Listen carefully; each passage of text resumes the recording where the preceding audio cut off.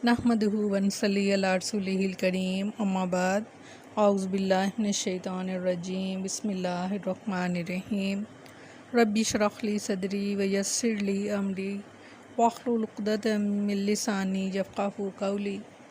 अस्सलामु अलैकुम व रहमतुल्लाहि व बरकातुहू। कैसे हैं आप सब? इंशाअल्लाह खैर व आफ़ियत से होंगे। अल्लाह ताला आप सबको अपने हिफ्ज़ व अमान में रखे, आमीन सुम्मा आमीन। लफ्ज़ी तर्जमा। पहला पारा सूरह बकरा। वाक़ीमू और कायम करो सलात नमाज को, वातुज़ ज़काता और ज़कात अदा करो, वमा और जो तुक़द्दिमू तुम आगे भेजोगे लिअन्फुसिकुम अपनी जानों के लिए, मिन खैरिन कोई नेकी, तजिदूहु तो पाओगे तुम उसको, इंदल्लाहि अल्लाह के यहाँ, इन्नल्लाह बेशक अल्लाह ताला बिमा उसको, तामलून जो तुम अमल करते हो, बसीरुन देखने वाला है। सुब्हानल्लाह। इन्नल्लाह बिमा तामलून बसीर। अल्लाह ताला जानता है और देख रहा है कि जो तुम कर रहे हो।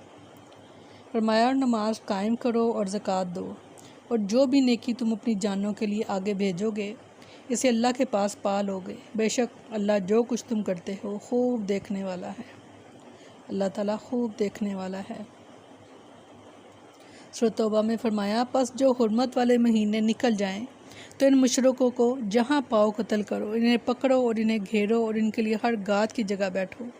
फिर अगर वो तौबा कर ले और नमाज कायम करें और ज़कात अदा करें तो इनका रास्ता छोड़ दो। बेशक अल्लाह बेहद बख्शने वाला नहायत रहम वाला है।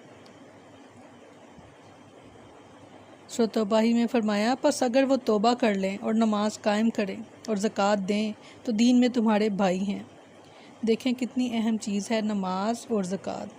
आप जहाँ पर भी देखेंगे पूरे कुरान में, जहाँ हुक्म नमाज का आएगा साथ ही ज़कात का आएगा, जहाँ ज़कात का आएगा वहाँ नमाज का आएगा। यानी ये दो चीज़ें किसी भी मुसलमान के लिए हालत कुफ़र से हालत मुस्लिम में ईमान में दाखिल होने की ये निशानी है कि पहले वो नमाज कायम करे, यानी पहले वो अपनी बदनी इबादत करे और उसके बाद अपनी माली इबादत भी करे, ज़कात भी अदा करे। तो ये जो दो खसूसियात हैं मुस्लिम की, ये हर इंसान में हर इंसान में होनी ही चाहिए, तो आप मुस्लिम हैं।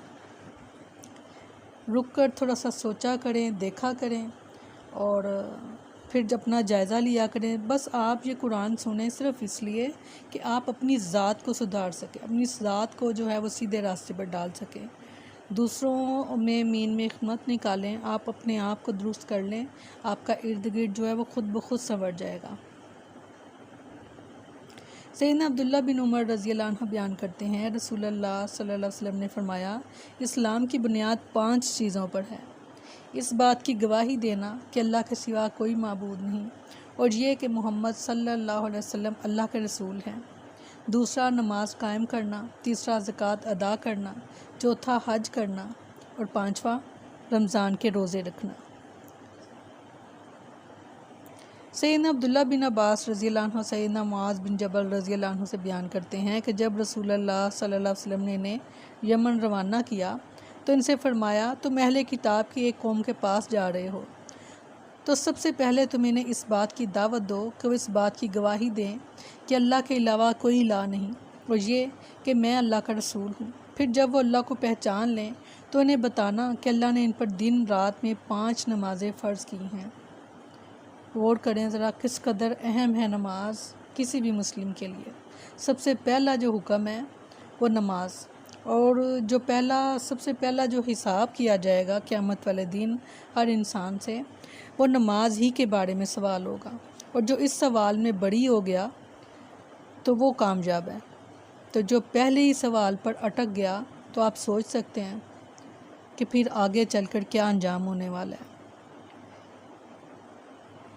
बड़ी मोहब्बत से, बड़ी खैर खाई के जज्बे से मेरी आप सबसे दरख्वास्त है, आप ख़ुद भी नमाज की पाबंदी अता करें और अपने बच्चों में, अपने प्यारों को ज़रूर वक्तन फ़वक्तन जो है उनको शौक़ दिलाया करें, मोहब्बत दिलाया करें अल्लाह ताला की। नमाज जो है अल्लाह ताला की मोहब्बत और उसके खौफ में पढ़ी जाए, यही नमाज का असल है। और फरमाया कि उनको सबसे पहले ये बताना कि अल्लाह जो है वो वाहिद है, اس کے بعد کہ میں اللہ کا رسول ہوں. پھر جب وہ اللہ کو پہچان لیں تو انہیں بتانا کہ اللہ نے ان پر دن رات میں 5 نمازیں فرض کی ہیں. پھر جب وہ اس پر عمل کرنے لگیں تو انہیں بتانا کہ اللہ نے ان پر ان کے مالوں میں زکوٰۃ فرض کی ہے جو ان کے مالداروں سے لے کر ان کے محتاجوں کو دی جائے گی. پھر جب وہ یہ بھی مان لیں تو ان سے زکوٰۃ لے لینا لیکن ان کے بہترین مال لینے سے بچنا. سبحان اللہ، یہ اللہ کی محبت ہے کہ زکوٰۃ میں یہ نہیں کہا گیا کہ جو بہترین مال ہے وہ زکوٰۃ میں ادا کیا جائے. فرمایا کہ جو ان کا بہترین مال ہے اس کو لینے سے بچنا. سبحان اللہ، اس قدر خوبصورت ہے ہمارا دین، اس قدر پیارا، اور اتنی محبت اللہ کی اپنی تخلیق کے ساتھ، اپنی مخلوق کے ساتھ. سبحان اللہ، اللہ اکبر کبیرہ والحمد للہ کثیرہ، سبحان اللہ بکرۃ واصیلا. حق تو یہ ہے کہ حق ادا نہ ہوا. ہم تو کوئی مثال بھی نہیں دے سکتے اللہ تعالیٰ کی محبت کے بارے میں. ہمارے تو کوئی الفاظ ہمارے پاس ایسے نہیں ہیں کہ جو اس بات پہ پورے اترتے ہوں کہ اللہ ہم سے کس قدر محبت کرتے ہیں، کس قدر. اللہ بہت مہربان ہے. کس قدر خوبصورت انداز سے بتایا گیا. پہلے ان کو اللہ تعالیٰ کی پہچان کراؤ، پھر اس کے رسول کی پہچان کراؤ، اور پھر جب وہ اللہ کو پہچان لیں پھر انہیں بتانا کہ ان پر دن رات میں 5 نمازیں فرض کی ہیں. سبحان اللہ. پھر وہ جب اس پر عمل کرنے لگیں گے، جب کوئی بھی شخص نماز پڑھنے لگتا ہے تو وہ اللہ تعالیٰ کے نزدیک اللہ تعالیٰ کا قرب اس کو حاصل ہونے لگ جاتا ہے، اور اللہ تعالیٰ اس کو دل کا غنا جو ہے وہ اس کو ادا کرتے ہیں. وہ یہ ہوتا ہے کہ پھر جب دل غنی ہو جاتا ہے نا، پھر اللہ تعالیٰ کے راستے میں خرچ کرتے ہوئے دل گھبراتا نہیں ہے. دل کو اللہ تعالیٰ وسیع اور کشادہ کر دیتے ہیں. پھر تو دل یہ کرتا ہے کہ اللہ ہمیں مال دے، ہم تیرے راستے میں خرچ کریں.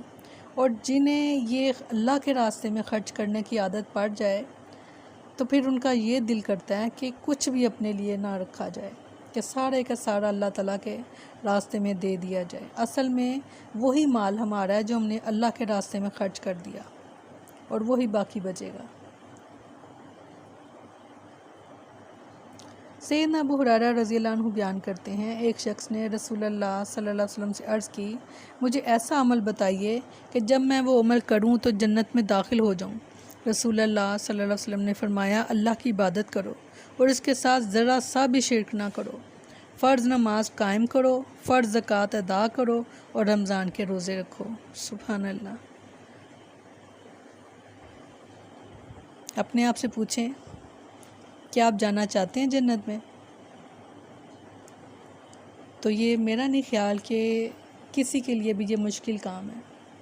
سب سے پہلے اپنے دل کو اس بات پر جو ہے وہ مضبوطی کے ساتھ اپنے دل کو یہاں ٹھہرا لینا کہ میرا جو رب ہے وہ اللہ ہے، میرا جو خالق ہے وہ اللہ ہے.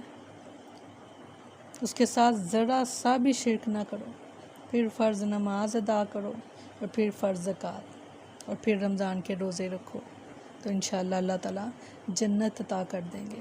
اور جنت ایسی جگہ ہے جس کے بارے میں نہ کسی آنکھ نے دیکھا، نہ کسی کان نے سنا، اور اس سے بھی بڑی بات کہ کوئی اس کا تصور بھی نہیں کر سکتا کہ وہ جنت کیسی جنت ہوگی. مگر خواہش ہر انسان کی ہے جنت میں جانے کی.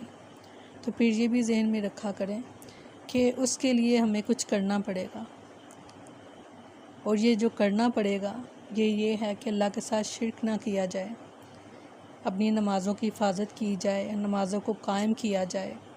فرض زکوٰۃ اگر ہم پر لاگو ہوتی ہے تو ہم اس کو ادا کریں.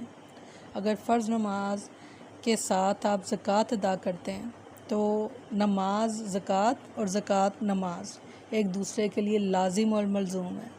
پھر رمضان کے روزے.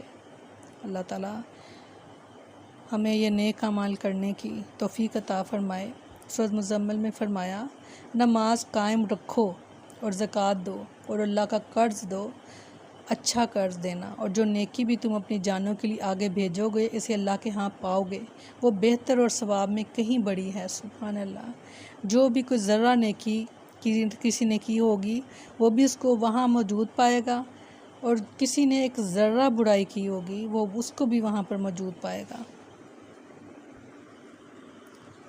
سورۃ انبیاء میں فرمایا، اور ہم قیامت کے دن ایسے ترازو رکھیں گے جو عین انصاف ہوں گے، پھر کسی شخص پر کچھ ظلم نہ کیا جائے گا، اور اگر رائی کے ایک دانے کے برابر عمل ہوگا تو ہم اسے لے آئیں گے، اور ہم حساب لینے والے کافی ہیں، بے شک بے شک۔ سورۃ زلزال میں فرمایا، تو جو شخص ایک ذرہ برابر نیکی کرے گا اسے دیکھ لے گا، اور جو شخص ایک ذرہ برابر برائی کرے گا اسے بھی دیکھ لے گا۔ ایک دن ایسا آنے والا ہے کہ انسان اپنے اعمال کو دیکھے گا اور پھر خود اپنے عمل پر گواہی دے گا، اور ہمارے جسم کے اعضاء گواہی دیں گے۔ اللہ تعالیٰ ہم سب کو محفوظ رکھے اور نیک اعمال کرنے کی توفیق عطا فرمائے۔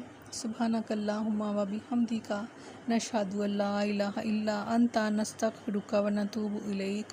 سبحان ربک رب العزۃ عما یصفون، وسلام علی المرسلین، والحمد للہ رب العالمین۔ السلام علیکم ورحمۃ اللہ وبرکاتہ۔